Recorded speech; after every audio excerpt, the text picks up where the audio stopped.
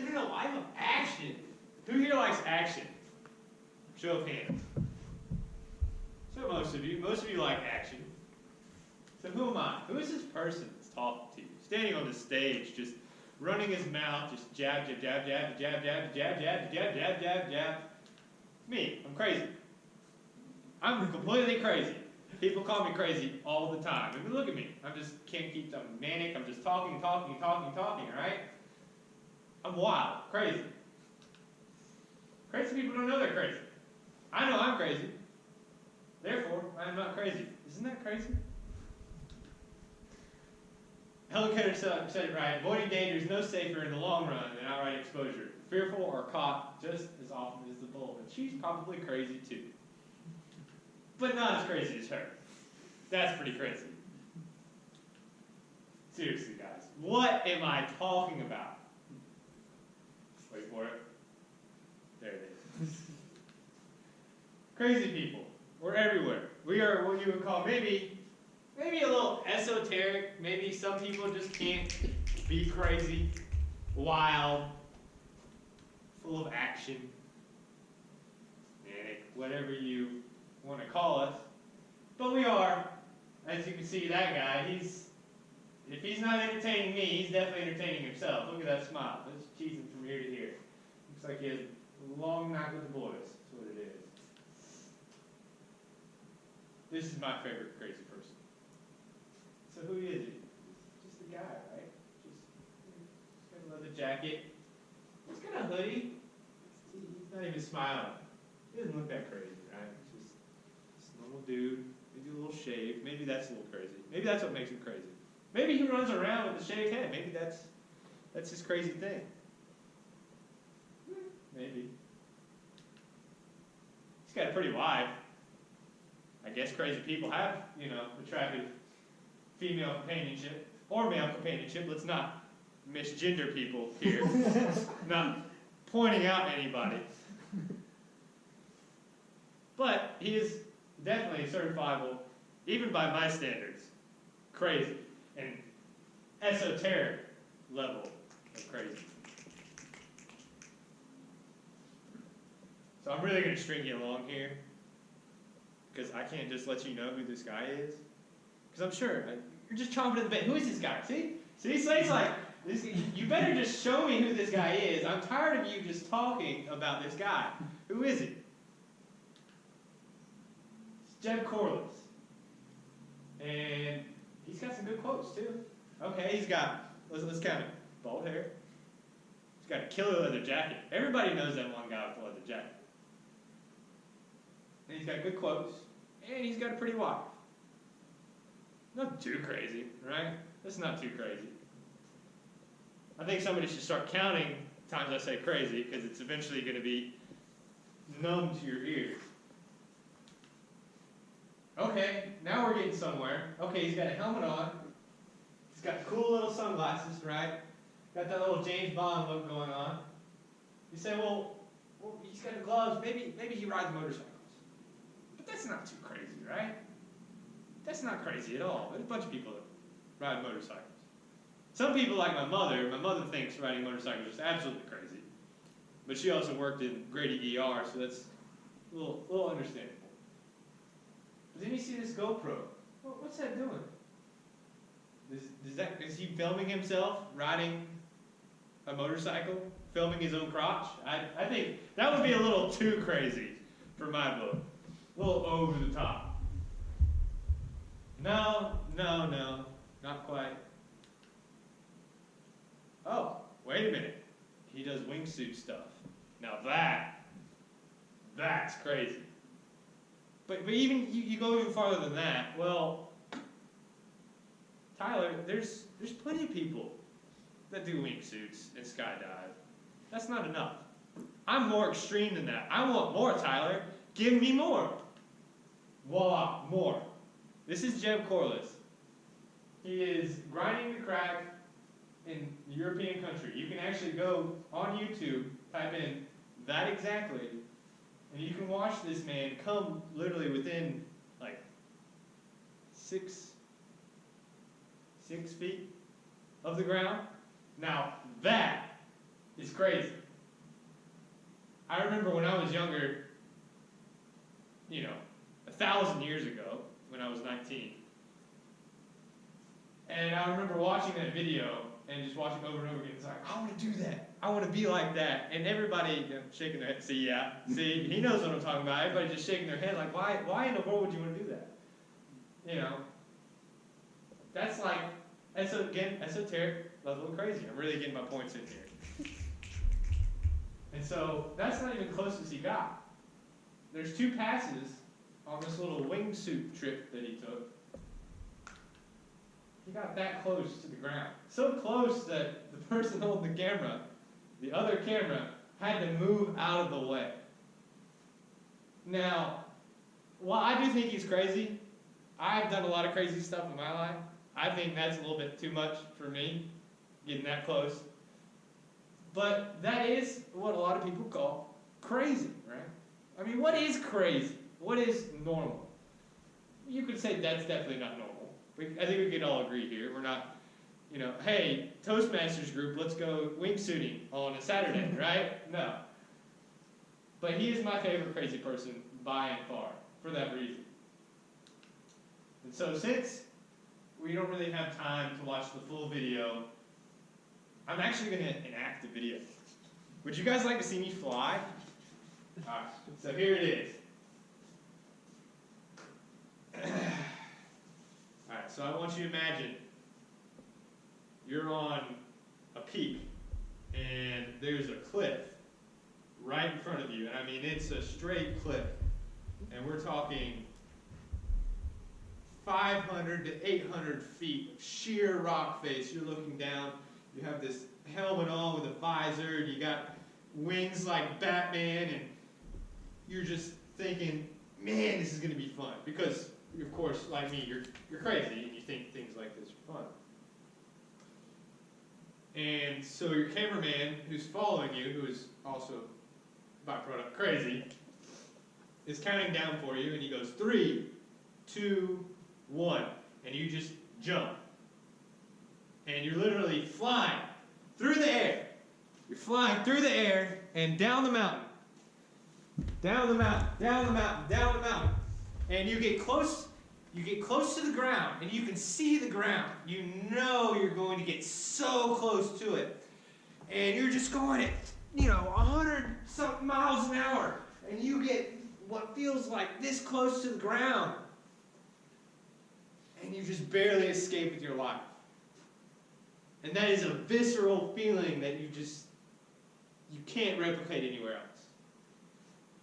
And that's why I believe people like him, they're not crazy. That's just what they love to do. So try to put yourself in a crazy person's shoes, if you can. My crazy story. So, when I first started riding bulls, I decided that I was going to do it right, and I went down to Sankey Rodeo School, where they teach you how to ride bulls. And I remember when I was 18, I came running in. I just heard about it from a friend of mine. I came running in the house. I grew up in suburbia. I grew up in Gwinnett County. So you can imagine my parents when I told them, Mom, Dad, I want to ride bulls. Can I ride bulls? Can you help me with this? And and they just looked at me like I was, what's the word? Crazy, right? That's a crazy thing for someone to say, like, hey, let's go ride a bull. Why not, And so here I am, and I'm like, oh, okay, whatever. This is just like a temporary phase that he's going through.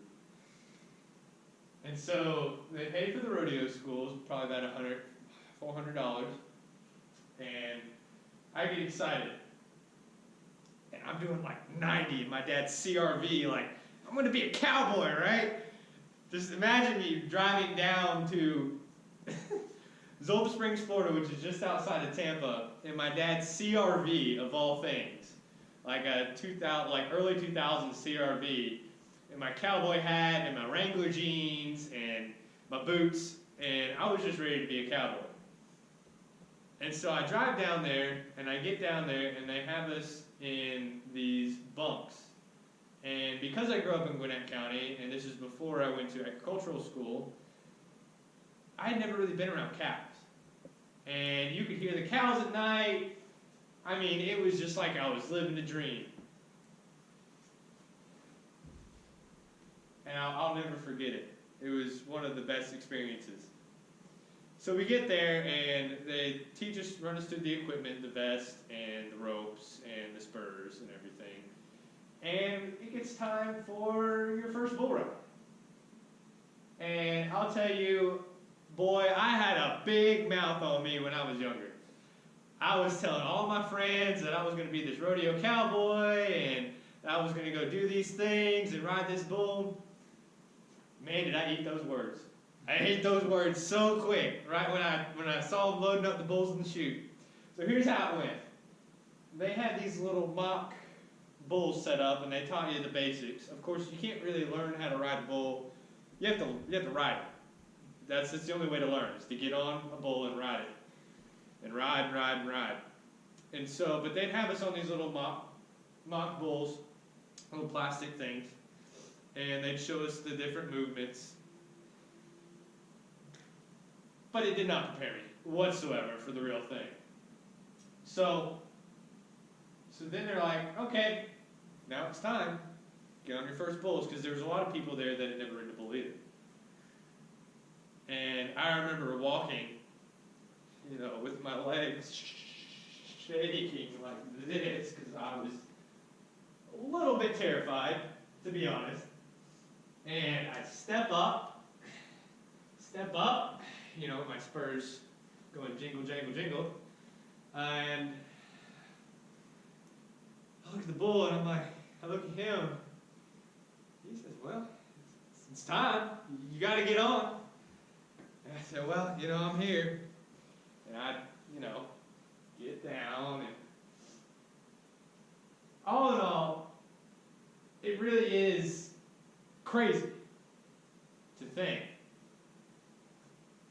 that I was doing this. Because had you told me that I would be doing this 2 years prior, I would have called you crazy.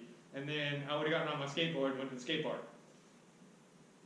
But I will tell you, sometimes doing the craziest things and having people look at you like you're crazy can lead you to some of the most visceral experiences. You don't have to be an esoteric, or it's not an esoteric quality to just do something crazy every now and then. Maybe not riding a bull or coming within 6 feet of the ground, flying through the air. It's wild. But ever so often, do something a little wild. So after I had my first experience, as you can see here, I came across, is there a, no, there's not a pointer. So it reads left to right, going down. So the first one, I had no idea what to expect. Coming out of the chute, I was just like, yeah, a little spastic, seriously, just like that. And minus, of course, the sound effect, but that's basically what it felt like. I had no idea. I had ridden mechanical bulls, but that's nothing compared to the real thing. And this one didn't even have horns. Just wait till you see the next slide set. That one's interesting. And so I'm like, okay, all right, this is kind of like a mechanical bull. Until I got about right here. And then it's one of those moments where you're right here, and it's that voice in the back of your head that says, at that moment, Tyler knew that he messed up. And so I was like back here, and I could hear my coach saying, move forward, push forward. And I just, all the way over the top. And it just wasn't quite enough. But I was so determined to stay on that bull that you can even, it's hard to tell from the picture, but you can even see that I am still looking at the bull, trying to stay on this thing for dear life. And you can tell by the smile on my face, I still remember the visceral experience of being a crazy person. Because riding bulls, of course, is crazy, right? My first wreck. So in rodeo, there are these, the term wreck refers to any time you come in contact with the bull outside of your ride. So if you get off or you get bucked off and then you come into contact again, especially it's usually used in a negative connotation. And so this is my first wreck. This was about 7 bulls into the practice sessions that day.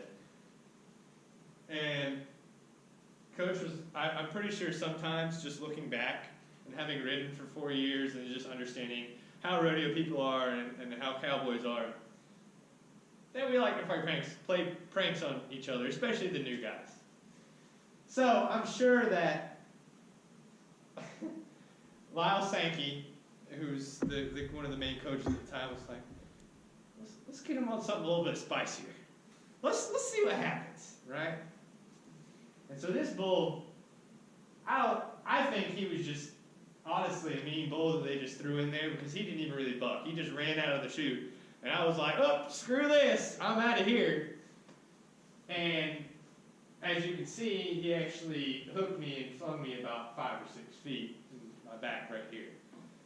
So I come out of the chute. I'm already kind of, because this was the first bull where he had some serious horns on him that, in my opinion, weren't tipped enough. And tipped is the term referring to that they will actually cut the horn off at a certain point to keep it from being too pointy to pierce through a vest. And so this one, he had a little bit pointier horns than I was used to. And I was like, okay, you know what? I'm here. Might as well do it. I'm crazy, right? And he just runs out of the chute. And in my mind, I'm like, screw this, which is a normal reaction, right? As most people would be. And so I do that, but what I don't realize is that, well, he has other plans for me. And his plan, as you can see by the next slide, is that he's going to try and launch me outside the fence for a home run. Because apparently he is playing baseball. Now, as you can see, I get launched 5 feet in that direction. And mind you, the bullfighters here are also students, so they're not 100% good at their job. And so I am getting launched 5 feet, and I'm, another one of those, why am I doing that? Why am I here moments? And I land, and I look up, and there is literally from me to Nasir, a bull just staring at me. And luckily, this guy does what he was taught to do, which he hasn't done much of it prior to this incident. So thank goodness. That could have gone a lot worse. And he steps in and distracts the bull. And as you can see, I so valiantly run away. And actually, you can't see in the pictures, and the photographer didn't get a picture. But that bull had actually said, screw you, I want the guy in the vest. And he had went after me. And I had looked back and saw, and I literally, from here, from standing, vaulted myself over a 7-foot tall cattle fence. And just landed on my butt on the other side. And as you can see in that middle picture, when I was 19, I didn't have much of a tuchus. And so that did not feel too good. Now, that was my first wreck. And that whole experience was crazy. And I would do it over and over and over and over again. Even if that bull got in my face and kind of messed me up, I would do it over and over and over again. So really, we're not talking about crazy people. Sometimes, like I said, we need to be crazy.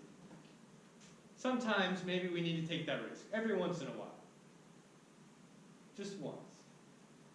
And that's me. That's the first bull that I rode for 8 seconds. That was the, I think, 15th bull that I got on. And that's actually the same goal, and I made this little meme, and it's hard to read, but it says, don't let doubt and fear control your destiny. This time next year, you're going to wish you had started today. And that is what I want to close with you guys. Thank you.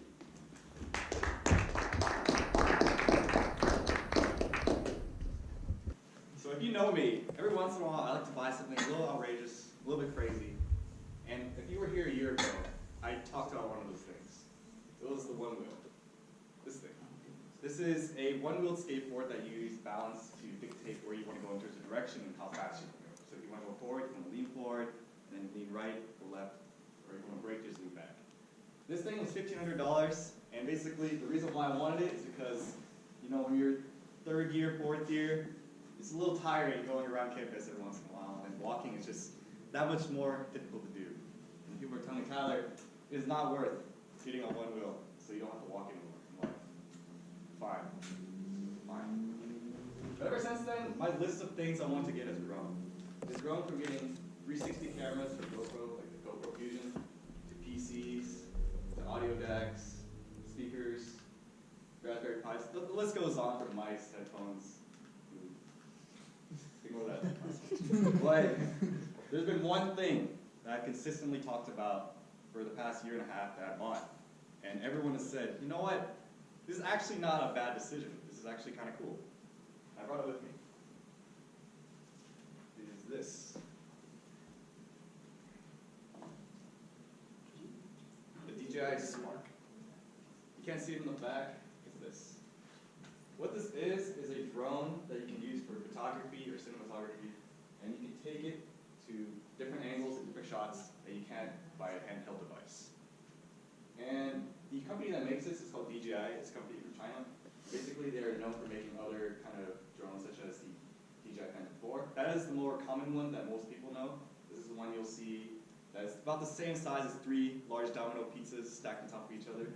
It's around $1,000, $2,000, and it can shoot 4K, 60 frames per second video really easily. And this, the DJI Inspire 2, that is what you'll see big movies or commercials make. So you can see this in Avengers 2, Infinity War, or Pirates of the Caribbean. That one will rock around $5,000, so that is way out of my budget. This, meanwhile, is not $1,000, it was just a few hundred, so it's okay. But it still had the same safety technology and also the same reputation from DJI in this small little drone. So I was like, you know what? This is probably a good investment. And I was probably wondering, Tyler, why all of a sudden did you want a drone, of all things, to get? Well, in summer of 2017, I was using an iPhone 6. And back in the days of iPhone 6, there wasn't all this cool technology that you see in today's iPhone XS or the Google Pixel 3 with portrait mode and slow motion and 4K video shooting in 30 frames per second. So I wanted something that can do that. Something that was not simply just a smartphone. Something that I can use as an external device that would give me more than what my simple handheld device can do. But I also wanted to use those new technologies that are just so up and coming. And that's why I looked into the drone. And now I'll go into what makes this thing so special, why I wanted to go into buying a drone. First, the remote. The remote is something that you can use to power it and also control it from a distance. This is the main thing. This right here is the control that came with the drone. This is a remote, and this is the smartphone you'll use as your user interface. This is where you'll see what the drone will see from this camera right here. So as you fly, you'll know what it's looking at and where it's going at all times. And then from here, you can choose whether to take a shot of a photo or to choose to take a cinematic videography shot.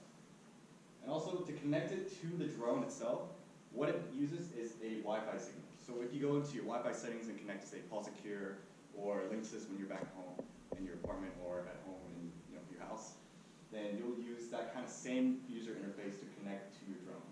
Every once in a while when I'm flying the drone, someone will call me, and then it'll disconnect from the Wi-Fi, and that kind of freaks me out a little bit. But luckily, it's smart enough to know that it'll land in the exact same spot where it took off from. So all these little things is why I was like, you know what? Maybe it's really hard to crash this, so maybe it's worth a good investment to get. But also what made this very special is that it knows certain things such as hand gestures. So you don't actually have to use a remote to control this drone. It has infrared sensors right here in the front that will shoot out infrared light to whatever's in front of it, and it'll track whether it's a hand and a face in front. and they use those two focal points to track where to go. So you can stand in front of the drone, and you can move your hand forwards, backwards, right, left, and wherever you put your hand, you'll move in that direction. And it's also advanced enough to know certain movements. So if you wave your hand like this, then it will fly 20 feet away. And then if you make certain frames such as this, then it'll take a photo for you. Yes, just like that.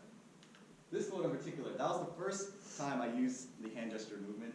And if you have no friends, or if you have only one other friend and no one else to take a photo for you, there you go.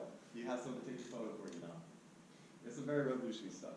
And also, there's certain technologies within this that I want to utilize as well, such as shallow focus. This is something that is found in a lot of smartphones these days. It's known as depth control in iPhones, where you focus on a subject, and then you can control how much blur is in the background and foreground of the photo.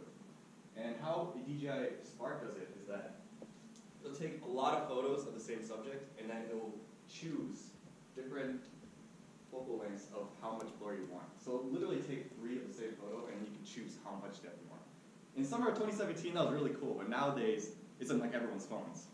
But just being first to having this technology, that's what made it so special to me. And then finally, this photo is something I took in North Campus above, say, Corral Hall, not Corral Hall, Cottle Hall, the ugly brick building that looks like they're building in Minecraft. That's what it is. And this is a panoramic shot, so it's 9 photos stitched together on the film. And when you take photos like this, you start to ask yourself certain questions, such as, Tyler, are you actually allowed to fly your drone on campus in these areas? And then you say, I don't know. Well, I haven't been caught yet, so it's okay. But I'd like to reassure you that you actually can fly it on campus, if you're wondering. So every single company that makes drones, such as DJI or Parrot, they'll work with Google Maps and show you certain restricted areas where you can fly. For restricted zones, authorization zones, enhanced warning zones, etc. To zoom in a little bit more, so this is where we are right here, and this is East Athens, and this is like main Athens, and this is downtown here. So actually, you can, if you go to downtown or South Campus at Ramsey, you can fly this however far, however high you want. But in this authorization zone, you can only fly it within 400 feet. Otherwise, the FAA will come and you'll be in big trouble. And also, it has smart enough software to make sure you don't fly above a certain restricted zone, because in this area, that's where a lot of aircrafts like to land and take off. So you don't want to be hitting any planes. There'll be some big trouble. And also, if you notice right here, there's a red zone. That is a restricted zone. If you fly there, you'll definitely get arrested. That is the Athens Clark County Jail, and that is the police station.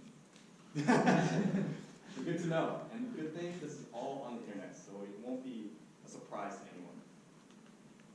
So you're probably wondering, how do you learn about all this? How do you learn about drones, and how do you learn about how to pilot them? How do you learn about all these restrictions? This is something you don't really think about until you buy a drone, until you start really using it. Drones are something that I would see in videos, something I'd see as a hobby that a lot of people would use. And then it wasn't until then that I started really digging into how to use it, all the technology in it, and then finally what all the new future industries could use in it. And that helped me dive into different rabbit holes, such as forums. Go into the DJI website, there's different forums for each different model of drone that they make.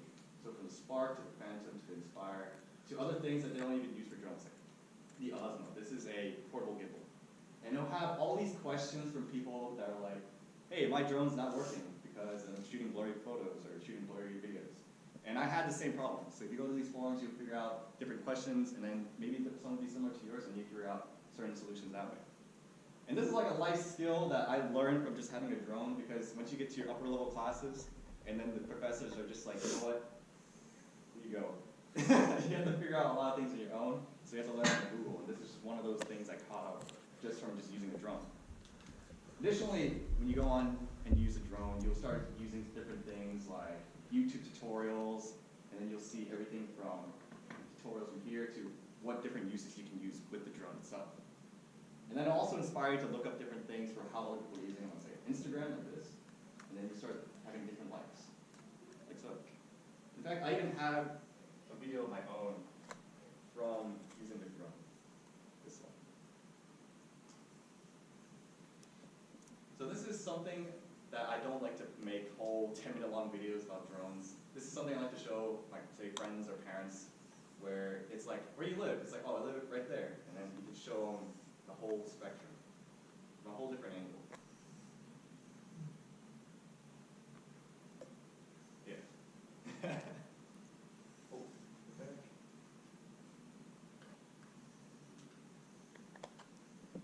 So now that kind of brings me to my main point of why I even got this drone in the first place.